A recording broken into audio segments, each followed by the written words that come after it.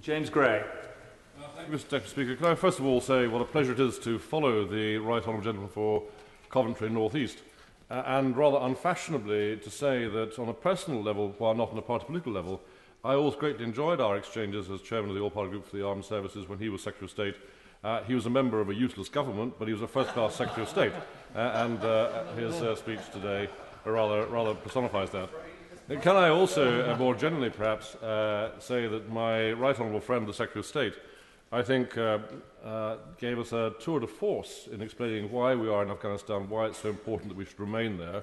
It was an extremely important speech, which I know will be listened to and read very carefully by the four audiences which he correctly delineated in his speech.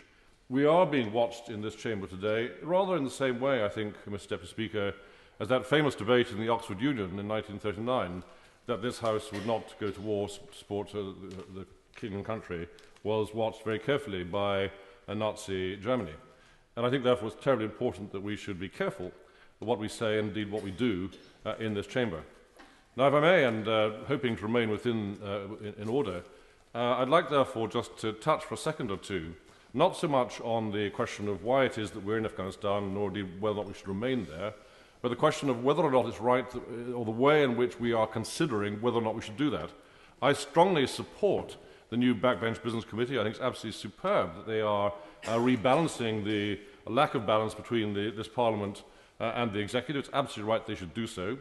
I also broadly support the conclusions of the Public Administration Committee before the general election, which came to the conclusion that going to war, or in this case remaining in theatre of war, should be a matter for substantive debate in this chamber. I broadly support that conclusion. But there are very real dangers inherent in it.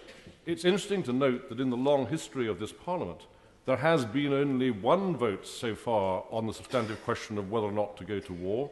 It's always done, Second World War, Falklands, First Gulf War, the rest of it, always done on an adjournment debate. The only substantive vote that we've ever had in this place on going to war was in 2003 in going to war against Iraq. And many of us who were opposed to that war and believe it to be, in fact, probably illegal, do not necessarily believe that a vote in this House supporting the war somehow or other therefore justified it.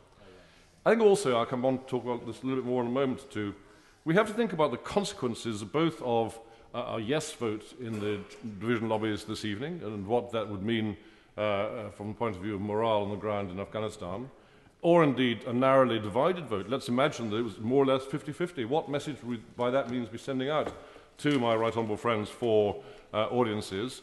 Or indeed, and I suppose it's unlikely to occur, but let's imagine in some other parliament that we actually voted no. It might well be that a perfectly good war, which ought to be waged, would be turned down for political reasons. These things are very serious consequences.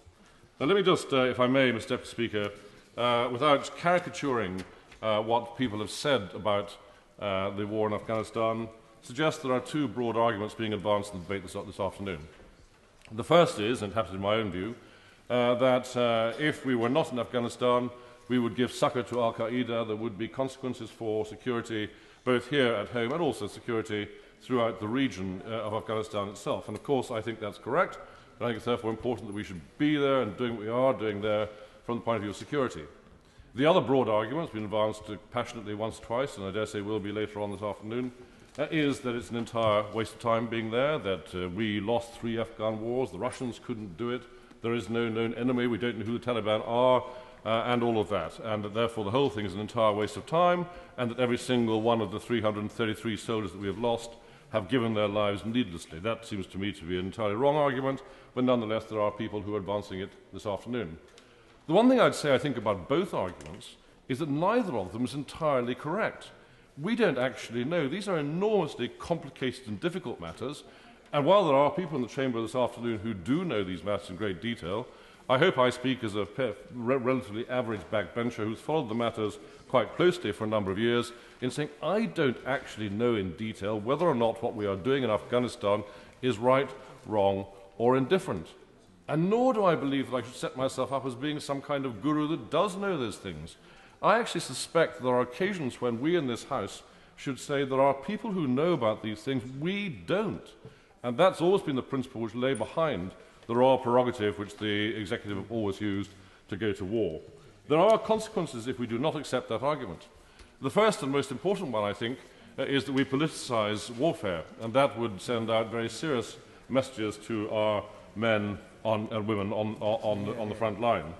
But the second, I think, is perhaps more complex but more worrying, and that is that if a Secretary of State were to come to this House to persuade us of a particularly controversial or difficult war, possibly in a very narrowly divided House, he would have to explain to us the full intelligence that lay behind his reasons for being in theatre of war or going to war. He would have to lay out details of intelligence that I'm not certain, actually, it's right that we here should know about it. In Iraq, for example, the Prime Minister had pre-council terms discussions with Leader of the Opposition and with other ministers. That was correct.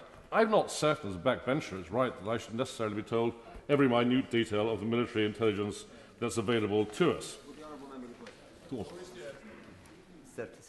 The honourable member, please tell us, how is the public supposed to control a war or generals except through this House? The honourable gentleman makes a very good point, and of course this House is answerable to the public for what it does, and of course in the general election it's right that the Prime Minister should go to the public and say, here's what I've done during the last Parliament. That applies to a wide variety of decisions which they take which are not subject to a vote in this place. But in the Second World War, in the Falklands War, in the Gulf War, all of these wars were conducted without a vote in this place. The Prime Minister and the government were nonetheless answerable to the public. And simply to say that to have a vote here is the only way in which we are answerable to the public, I think is simplistic and not quite correct. Mr. Deputy Speaker, it does seem to me that there is a concern, secondly, about what would happen, what the consequences for the Backbench Business Committee would be of different outcomes of tonight's debate. Suppose for a moment that there were to be a no vote.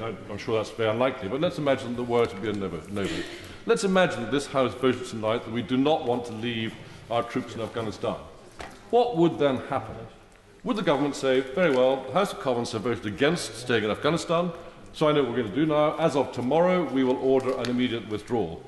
Well, I very much doubt that that would be the case, and I very much hope it would not be the case, but if indeed that's not the case, then what's the purpose in voting no? Does that not in itself undermine the force of the, of course in a moment I will, undermine the force of the Backbench Business Committee? Before I give way, secondly, if the answer tonight were to be yes, does that mean that we are staying in Afghanistan indefinitely? Does it mean that we are merely supporting what the government has said about withdrawing in 2015? Or what does it mean? What is the force and importance and wisdom of the vote which we will take this evening? Of course, I give way to the Honourable Lady. I thank the honourable member for giving way, and as the mover of the amendment, or as the person who put down the amendment and would like to move it, calling for the withdrawal of troops from Afghanistan, I'd like to say that if the House were to vote for that tonight, I think it would send out an incredibly strong signal that we recognise that it is not the case that our presence in Afghanistan is making us safer. Even our own security forces raise questions about whether our presence in Afghanistan is making this country safer. A vote tonight would be a wake-up call to look at a different strategy in Afghanistan. The Honourable Lady is, of course, absolutely right. It would send out a strong signal and a wake-up call and the other things she said. I just wonder whether or not formal divisions in this House and formal motions of this kind in this House are designed to send out signals and messages in the way she described. Surely it should be right that if this House votes that we do not wish to be in Afghanistan, surely it's right somehow or other the Prime Minister should thereby be instructed to withdraw from Afghanistan. How can it be that a majority of members in this House would say, answerable to their electorate, we have decided to withdraw from Afghanistan, but the Secretary of State and the Prime Minister would say, well, despite what you said, nonetheless we don't intend to do so. There's an extra complication here, which is that let's imagine this House were to vote for withdrawal, and let's imagine there were to be an election within a year or two.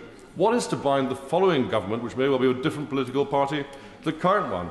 Just seems to me that the strength of the Backbench Business Committee motions, which I very strongly support, are undermined by having a vote which is actually impossible for the government then to carry out. And I think that's something which perhaps the Backbench Business Committee itself ought to consider. I very much hope that tonight we'll get an overwhelming vote in support of what our troops in Afghanistan are doing. I personally very strongly support it, and every single bereaved family whose eyes I look into down the High Street in Wootton Bassett once or twice a week would not understand it unless we sent out an enormously strong message that we very firmly support what their lost soldiers have done in Afghanistan.